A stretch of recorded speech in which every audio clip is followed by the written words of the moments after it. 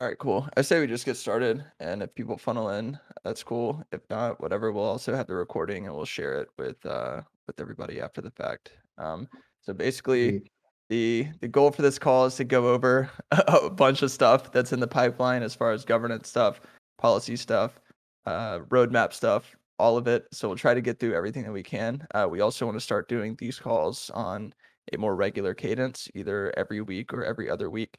This will be one of the first times that we don't have a guest on. We'll try to have guests on going forward from different partners and so on. And then for now, we'll just use this call to get everybody caught up on what's been going on. So I think we should start by running through some of the different governance proposals that are actually active and live, especially starting with the current RIP, the update to V2 of redacted governance. The goal, this is actually live on Snapshot. Let me see if I can actually grab the link and put it in the community call chatter for everybody to go vote on. So if you haven't voted on that, I recommend checking out the proposal in full. Basically outlines the new goal for the governance process, how it works, what the plans for it are, and all of that good stuff. So if you haven't read it and voted on that, please do. That'll make everybody's life easier going forward, especially when it comes to understanding the governance process. From here, I'll let you take some of these, Sammy and KP and Never Defined, and you guys. I guess we could start with RFF, Operation Keys to Fort Knox, and then kind of just go from there. Do you want to talk about that? Yeah. Yeah, it's never fine. I'm with Sammy actually, so we're just gonna hop on with this one. Perfect. Yeah, the operation, yeah, Key to Fort Knox is basically a proposal from DebtDAO that would give us a loan of up to $5 million in stables, and we would have to pay, and it's like more of a credit line than a loan, where we can basically choose to withdraw like debt and pay, pay an APR, pay a fee on that. And yeah, it doesn't require upfront collateral. And basically, the terms of repayment is that it's paid by the farming fees of our CVX CRV and CVX CRV LP. And so this is kind of like a handshake between us and other DAOs where they'll be giving us a line of credit and we just pay a 9% fee. Yeah. It's still unclear whether it'll be Frax on the other side or UST on the other side. I think DebtDAO is like trying to figure out who wants to fill the other side of the loan. Like, right now Frax said yes, but obviously like if 9% APR, fixed APR on a credit line is like really good, like you don't get that stuff in DeFi, and especially with no collateral, no liquidation risk, all that sort of stuff. Um it's still really favorable, but if we can get a better rate somewhere else, like, we'll do that for sure, right? Um, I think like the repayment of the loan is, like this $5 million in stables, right? So one of the issues with the treasury right now is that it's extremely volatile, right? Um, and then obviously that reflects back on like the valuation of the project, right? Like, the treasury has like $1 million swings, and then we have $1 million swings with that, right? Um, so, to add like a sense of stability to the project, like going forward, I think like, doing stuff like this loan with DebtDAO is really good, right? And then we can just utilize those stables like on Convex or whatever and just farm them and just get better rates with the Frax, right? Like we don't have to stake exclusively with Frax. We can also use it to like fund other operations like audits, the Curvent seed round, other things like that. We can't always just stay in things like CBX and CRV, and not have any stables in the treasury, right? So I think like, this like injection of like $5 million into the treasury with no collateral is like, kind of a no-brainer, right, for us.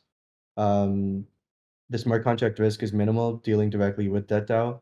They've been audited multiple times. In general, there's no funds escrowed anywhere, right? If anyone is taking on any smart contract risk, it's DebtDAO sort of putting the staples in our treasury. But on our end, we're not really like depositing any money anywhere. It's more of like it's sort of like one of these like D to D type projects, right? Where we deal directly with another DAO and using sort of like an intermediary in between. Um, and it requires no, changes on our smart contracts either. So I'm pretty excited about it. We'll leave it up for RFF for a few days, I think, and then we'll move it to Snapshot soon. Yeah. And there'll be an Yep. AMA soon with DebtDAO as well. So, Okay, perfect. Yeah, so the TLDR is that this gives the the DAO some much needed stability as far as the treasury on really good terms. So I think everybody should go check out the proposal, and then we'll make sure to announce whenever there's an AMA or something like that ready to go, so people can get more of the specifics.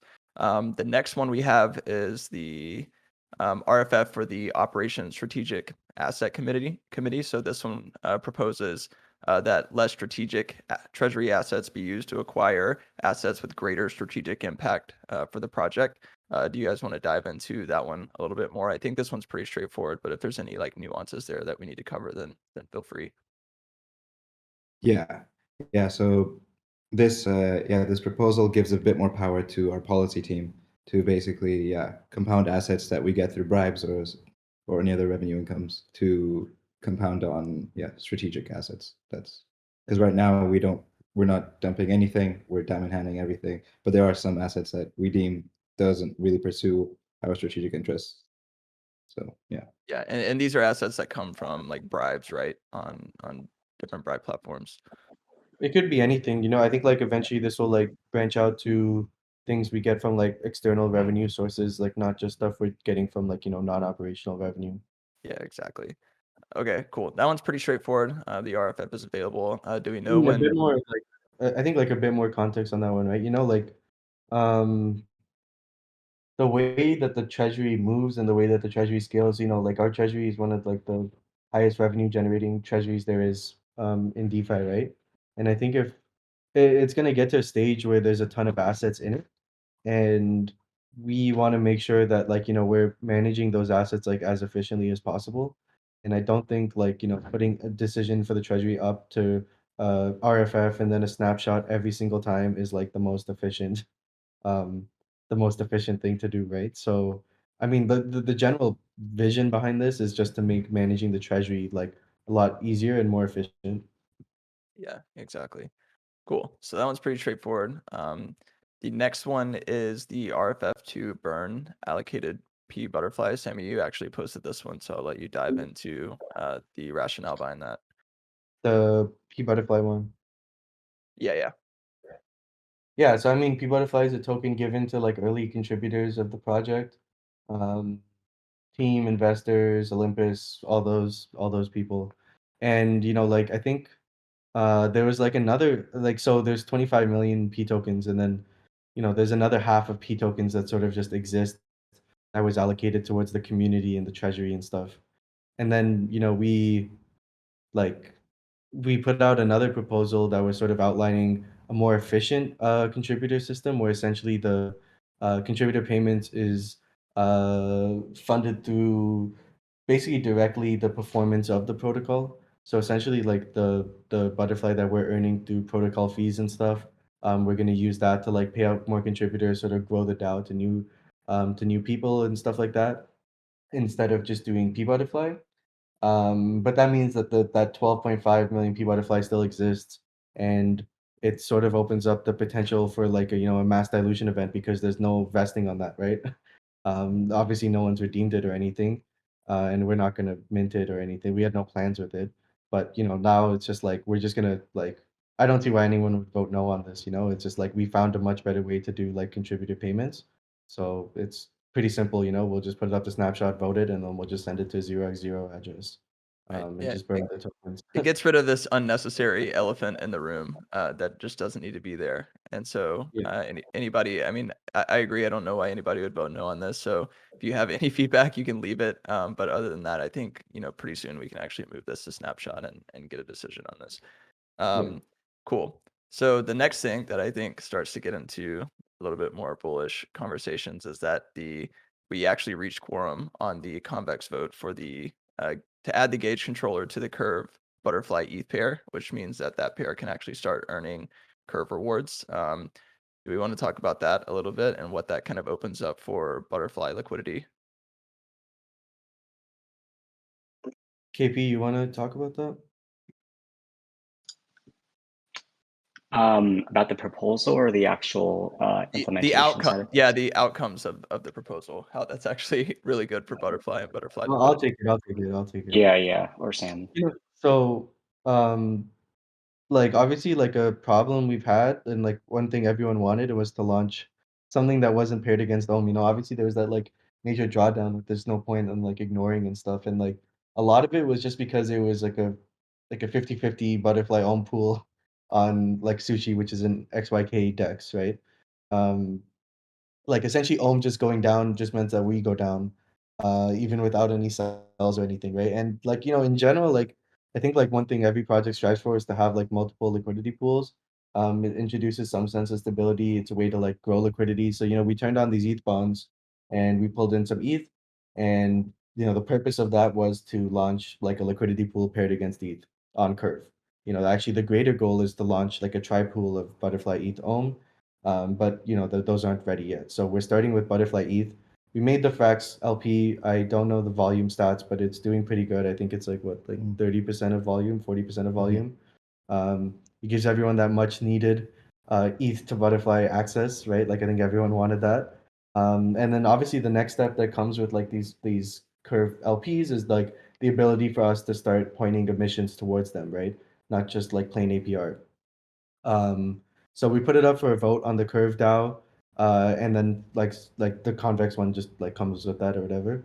And you know, it passed with flying colors. I think like, you know, on convex, I'm looking at it now. We have 10 million, almost 10 million CVX voting yes. Some dude voted no with 5K CVX. um, Hater. and yeah, hater. And then the Curve one was 100% yes. So everyone voted yes. I think like we designed the pool like um very strategically that like benefits both curve holders, convex holders, and us. And you know, obviously we hold like a bunch of convex and curve, so that in the end ends up benefiting us as well. So now what we can do is point our CVX towards our curve pool, and we can basically start you know, because it's all POL, we can start farming convex directly through our LP. And you know, even some other people can start like, you know, farming CVX in that liquidity pool, considering the amount of CVX we have. So it's going to be like a great way to just like more than bootstrap liquidity, just like solve the liquidity issue. To be honest, um, so I'm really happy that it just like passed so quickly, and we met quorum on both. So yeah, pretty dope. Yeah, I think that's pretty cool. Also, I think, longer term, it kind of opens up this vision we had for potentially doing a butterfly ETH ohm pool. Like right now, that's not super possible, but I think if this pool starts to prove that it can generate volume, generate fees and stuff for B curve holders and whatnot, then we kind of open up that opportunity later, and we can actually have that conversation with a little bit of leverage.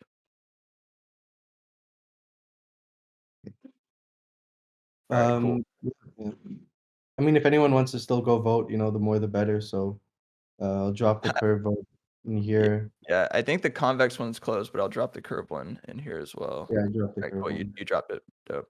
I mean, I think we passed quorum on both, right? So I Yeah, I mean, think so. So let's if just you wait wanna for do like, it just to, like if you wanna do it just to show support, then go for it, or if but you other want to than be that, that, yeah. if you want to be that one hater that votes no, like that's also Nah, cool. nah, don't be the hater, don't be the hater. Yeah, don't be the Cool. hater. Um, okay, so that's a lot of the some of these are important proposals, but they're not as big as the one I think that we're about to talk about, which is the merger with Lobis. I'm not sure how they prefer it pronounced. It's one of those two, so we'll just roll with it. But there's two proposals, right? There's the request for feedback for the merger with Lobis, and then there's the constitutional amendment that would have to come with that with regards to minting Butterfly for the merger with Lobis. So the TLDR of this is that if approved, we basically combine Redacted and Lobby or Lobis together. If approved on both sides. Yeah, yeah, if it's approved on both sides, that's correct. And we're basically proposing that token holders exchange their Lobby tokens for Butterfly tokens, and that the entirety of the Lobby treasury and any other assets controlled by them be transferred into the Redacted treasury. So basically, a merging of these two ecosystems that are both kind of going after the same goal. So, Sammy, do you want to give a little bit of the backstory behind this to the extent that you can, and then kind of talk about what the plan is going forward with this proposal? Yeah, I mean, it caused a lot of drama yesterday. You know, we were in these like discussions with like two of the core team members of Lobis. And I think like one mistake we made was like we probably like prematurely posted it without like the right feedback, which I mean, it's cool because like, you know, the thing is like with things like this, right? Is it's like prime for market manipulation, right? Like you can't necessarily have the discussion for something like this on Discord and say like this is what we're going to propose, because then people will just pump it. Like this is what happened with the Olympus Spartacus thing, right? You kind of just have to put it out on the forum with like the terms that you think is fair, and then go from there. Like you edit the like proposal accordingly based on the feedback that's in the forum. We can't just like go in the Discord and say we're going to post it on this day at this time and let everyone buy the other side of the asset, because obviously like there's ways to manipulate it there. I mean, in general, like maybe somewhere, I think most of you guys are probably familiar, like Lobis, what they are. Um, it's essentially not the same thing as us, but I think it's very similar, right? So we're both governance arms of like Olympus, like we're both sub DAOs in the sense, right? And we accumulate a lot of like similar assets. I think the only one that we have that they don't have is CVX. I think they put more of a focus on like curve and stuff. And I think that comes down to like the narrative difference, which was like, reading through a lot of like the bullshit yesterday and just like filtering that out and seeing like what the actual feedback was. Like it seemed like a lot of people didn't think that our visions were aligned in that sense. Like, obviously we do have like a big focus on, revenue generation and creating and capturing value and stuff like that. And I think like Lobis from day one sort of has this like narrative of, making DeFi more open and more fair and sort of like leveraging these assets for a different purpose, right? Which is totally cool, and that's like I think like always been like the biggest differentiator between our platforms. So okay, I'm talking about a bunch of different things here, but what I'm trying to say is like, we posted the forum post yesterday. I'm expecting a counter offer, even though like a lot of people are upset or whatever, I'm expecting a counter offer. And I think like one of the things that, we've always had to work on is like comms and stuff, right? Especially if you want to do stuff like this. Like, there was a lot of people saying it was like a hostile governance attack and stuff like that. And then I messaged like there's like a couple people from Lobis who like messaged me and talked to me about it. And I was like, yeah, like, probably makes sense to wait for like Lobis to be in like more fair market conditions before doing something like this. Like obviously like it's trading way below RFV, like we took a hit, the whole market's down, stuff like that. Like, is it really like the best time strategically to do something like this? So I mean that's good feedback too. I think something like this isn't gonna happen like overnight. I think like the people who are saying it's like a governance attack, like we're coming to, Mm. it's a hostile takeover of Lobis and all this. That's just nonsense, like no one's trying to do all that, like I like, we actually used to hate Lobis, truth be told, like we had like a really shit relationship with them. And then like, it wasn't only until recently that we started like talking with a few of the team members, and they're actually like really dope guys. And I think like, the fact that like, even though the narratives are different, we're sort of like in a way fighting over the same assets. And, I think like both of us are in like similar positions, but not really. And I think like if we were to just combine efforts, it would be stronger. I said from day one, like this should have been the same project. Like I don't know why we are doing the same thing. Um, so that was kind of like the intent behind the proposal. Some people took it sourly, like that's fine. I don't really, you know, it's not that I don't care, because in the end of the day, like they have to vote yes also, right? It's not like we just vote yes and then like take over the thing or something, right? Like it has to be like accepted on both sides. Yeah, So I think things a little bit of that nuance got lost, like this idea that, this can be an open discussion. So it's not just us like saying this is how it's going to be. There's no other conversation to be had. This is like us starting the conversation, obviously with terms that we think are fair, and then people can build on that and actually come to a conclusion that's useful for both sides. yeah, yeah, and I think like the perfect offer is one which like there's people on both sides that are like content, right? And I think like again, like filtering through like the BS that was like in like both of our discords yesterday, and a lot of our community members were acting like pretty unprofessional. But I mean, anyways, like like filtering through a lot of it, like it seemed like it was like a bit too in favor of our side, which is like totally cool. Like I mean, like we're open to changing the whole idea is that we're open to changing the terms. Um, Yeah. and I think like more than changing the terms, like we have to change narrative a little bit, and like accept Lobis's values and beliefs and stuff if we want to make it work, which I'm open to. I think like they have like a strong like mission and stuff, right? And I think like combining the two missions actually like is perfect, because then we can still focus on like the revenue generation, and then we bring in this like really dope and smart team to focus on like their mission, and then we can utilize the treasury in two ways, right? Yeah. You basically pull in like two communities into one. It's this idea of like 1 + 1 = 3. Um, but yeah, I mean, they're all like there's no point like saying like it's going well. Everyone there is like pretty pissed at us. So back to the drawing board. Have to come up with a more fair offer. Hopefully, like some of the dudes like respond to my DMs and stuff, and we can like you know continue working on it to make it work for everyone. And then in the end of the day, like it has to pass on both sides. So like it has to be something that like both the communities want and like agree to the terms and stuff like that. But it's not like this is like the main thing we're doing. It's sort of just an idea we put out there, and it's going to be open for iteration for like definitely the next little bit, I think. Um, if it's ever to move to like a official snapshot. Yep, exactly. So yesterday was more of like a, ripping the band-aid off, starting the conversation, putting some cards on the table, and let's see where it goes from there. People are upset on both sides, but I also saw a handful of people that actually liked the idea, not only within our community, but within theirs. So I think we can eventually, get to some middle ground. And I think fragmentation is generally just like never good. So if we can find a way to combine the efforts of what we're doing with what Lobos is doing, I think that could be a pretty This is cool like outcome. the I think this is like the first of many. There's like a lot of projects that have like given up, I think. Right. Not Lobos, but I think like, looking at the general market, there's a lot of like these projects that have like 1 million, $2 million in the treasury, and they've sort of just like, given up. They don't think there's like any hope in their project. Um, so I think like in general, we're gonna be pursuing more, like mergers and acquisitions and stuff with other projects where we can like essentially, pull in treasury assets at a cheaper price. I think one of the issues that came up was like dilution to the butterfly holders on our side. So obviously like bonding would be adjusted accordingly where there's this like mint of, but this is like part of the RCA, like amending the constitution. Um, we would like essentially, like adjust the bonding and essentially turn the bonding off because Lovis. The reason we're doing this is because like Lovis and us have like very similar treasuries. um, so like we would turn off the bonding and we would essentially pull in these strategic treasury assets through the Lovi bond, right?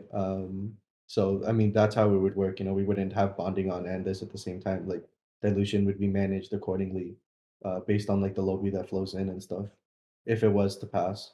Yeah, that makes sense. And if anybody has questions about any of this, feel free to drop it in the like community call chatter thing. I don't think we're gonna bring people on stage just because it makes it easier to source questions from the chat. So going back to the constitutional amendment, is that exclusive to, or is that attached to the Lobis deal, or is that something that can be passed regardless of the Lobis deal? How are we like framing that as far as moving it from RCA to actual like snapshot for a vote? No, it's more like a general thing, like Sammy said, would be looking, to other dApps in the ecosystem to I guess merge with. So it's more of like a not just for this deal. Cool. So anybody who's reading it, just keep that in mind. That's the idea, is that this can actually be used to facilitate other mergers and stuff like Yeah. that in the future. And like Perfect. Sammy said, it's way more efficient than bonding Yeah, because all the fees that take like the protocols maintain. exactly. It's like bonding at a 0% discount. It's or like less. Awesome. Cool. That makes sense. I think that covers a large majority of the current governance stuff. Is there anything that I'm missing? Never Define or KP or anybody or Sammy, is there anything that I accidentally missed that we need to cover? I mean, that's well, are we jumping to the next section or like Yeah, I was gonna jump to next section if we were ready, but if there was any more governance stuff, I was gonna hang here for a second to make sure we got it covered. let's check. Let us check.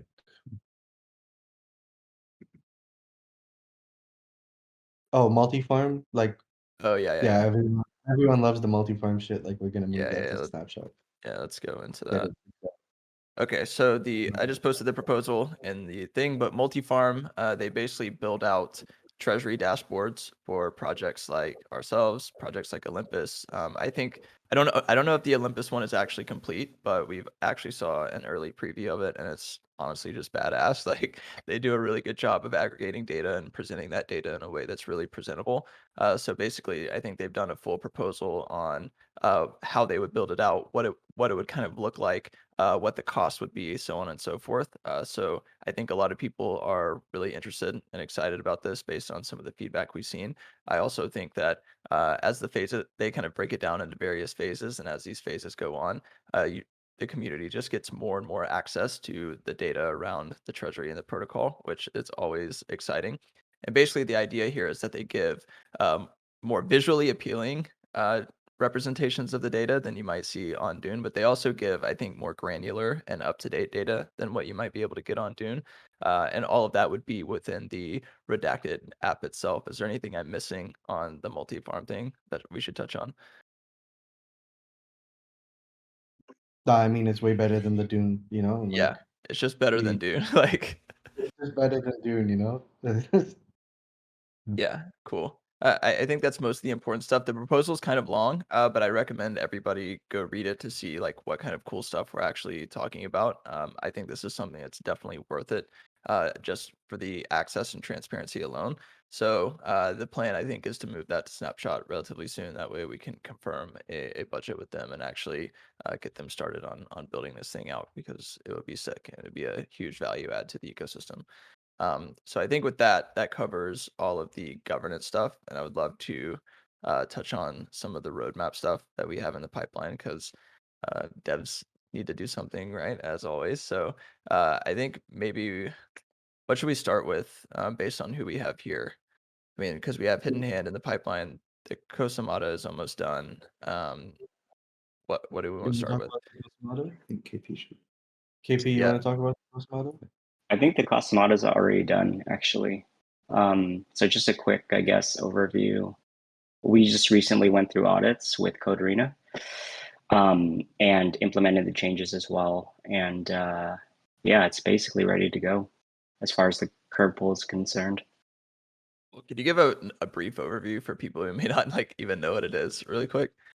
Yep. So the Cosmata was created a while back to basically programmatically add liquidity to our well, initially it was sushi, our sushi pool, but now we're currently we're going to have a curve pool.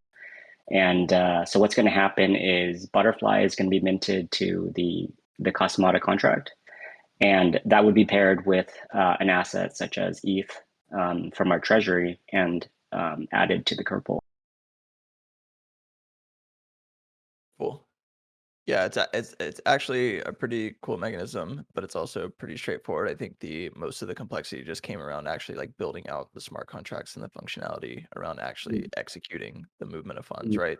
Yeah, like from a policy perspective, it's basically replacing LP bonds, and so we were basically not playing because we're minting. We're not paying the discount to bonders, so actually stakers are not diluted through Ticosamata, and yeah, we basically take an approach like how much would be minting for LP for doing bonds, and then use that to determine how much we're going to be pairing with the ETH in our treasury to put in the LP. So it's like a more efficient way to grow our LP than bond it.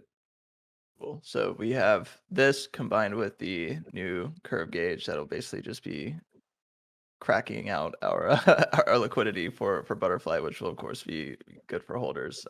People need to be able to trade in and out of Butterfly without these like massive swings in Yeah. volatility. So And we farm more CVX. yep, and more CVX, which is always great. Is there anything else on the Kosamata that we should touch on before moving on? Good to go. No. Good. Cool. All right, now I think we should probably touch on Hidden Hand since that's kind of like next in the pipeline. Sammy, do you want to give a brief overview of Hidden Hand for those who may not be too familiar, and then we can start touching on kind of where we're at. We don't have to say any partners, but we're definitely doing a good job on that front too, so we can just kind of touch on everything. Yeah, I mean, Hidden Hand is a direct response to the dependence we have as a protocol on non-operational revenue. Um, I think like, it's I don't think it's a question of sustainability. I think it's more a question of efficiency. the fact that like majority of protocol revenue comes from activities done within the treasury, right? And obviously for like one to succeed, you have to create multiple diverse revenue streams, right? And I think Hidden Hand is like the first of many efforts, that does that, right? So what it is essentially is a general purpose bribe marketplace where anyone with vote like any any project with vote escrow tokens can allow parties on both sides, one with people hold the vote escrow tokens, and the others where people are looking to direct influence and direct liquidity towards their token of choice. And generally creates like a middleman essentially there to facilitate bribes for all vote escrow tokens. So let's use an example um, of a balancer, right? So essentially, balancer is releasing vote escrow balancer. Users can lock up the vote escrow balancer, and they can delegate it to Hidden Hand.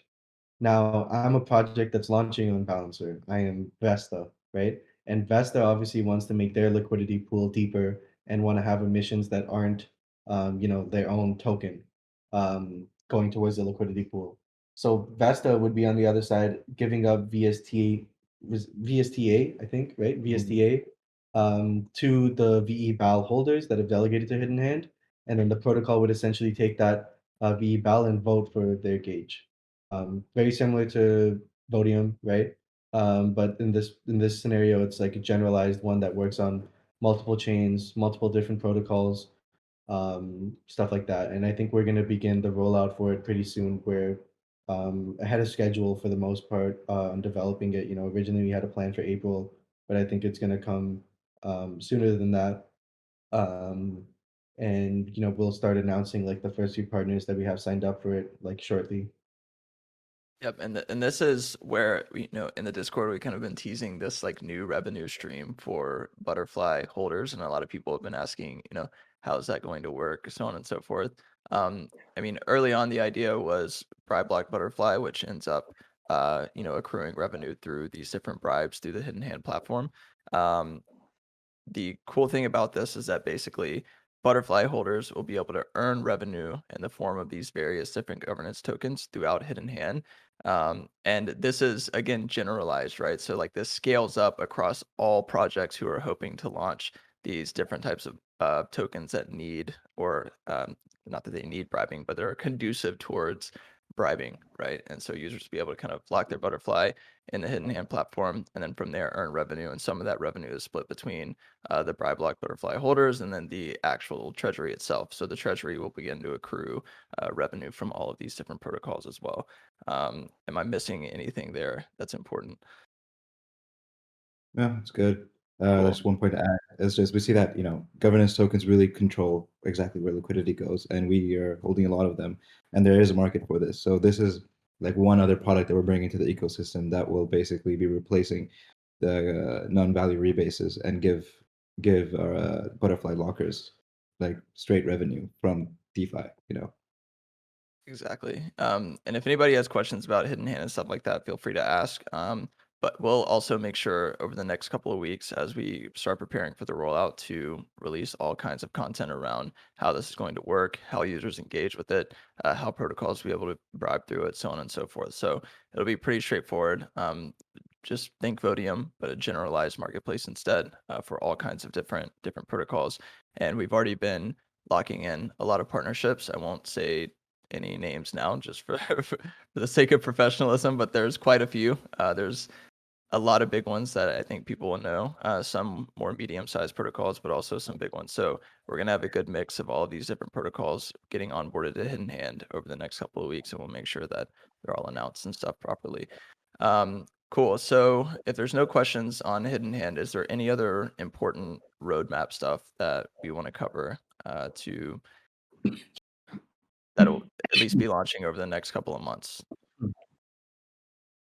Um, don't want to ruin everything, I think like we gave a lot of exciting stuff that we're working on right now. Yeah, we don't have to leak anything, just anything that we've already talked about out loud I that mean, needs an update. we'll start teasing some stuff. I mean, we're working on OTC bribes. where instead of pulling in a bunch of like bunch of random assets for our convex voting power, we can pull in stable coins to the treasury.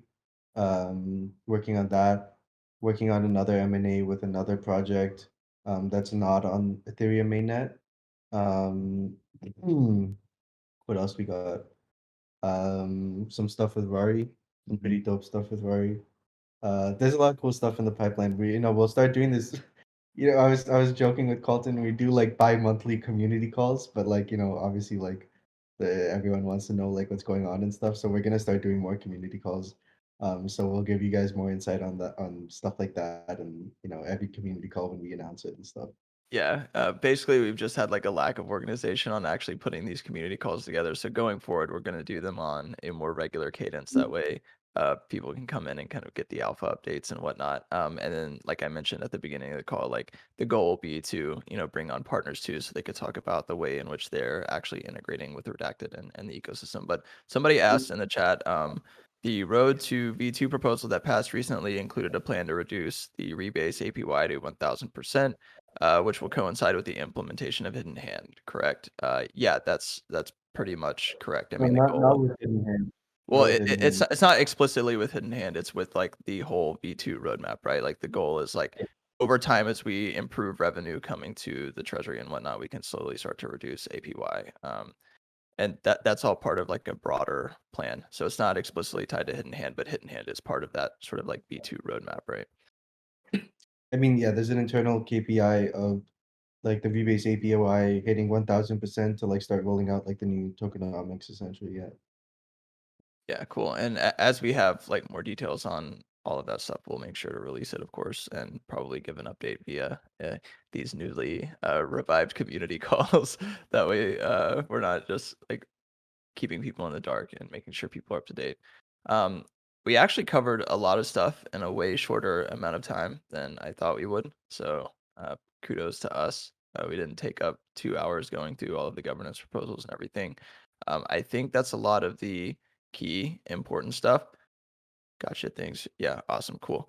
Um, yeah. And if there's any other questions, feel free to drop them in. We'll hang around for just a second. But I think we covered everything that was important. There's a lot of stuff on the governance forum. So please make sure to go give feedback on those because feedback is always helpful.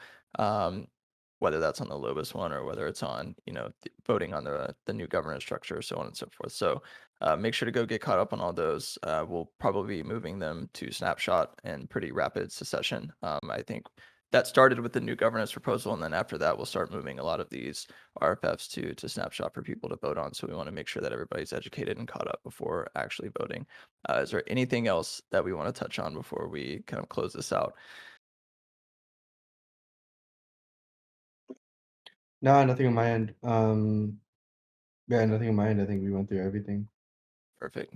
Damn, we did that pretty fast. I'm actually proud of us. So, all right, sounds good. Thanks everybody for listening in. I, everybody who is maybe watching the recording of this will be on YouTube. For anybody who wants to go back and watch it or anything like that. So, all this stuff is So recorded and uploaded. subscribe to our YouTube channel, smash the like button. Yes, smash the like button, subscribe for the algorithm. You know the vibes. Yeah, and my trading account, trading course is going to be there. Professional trading. Professional trading course.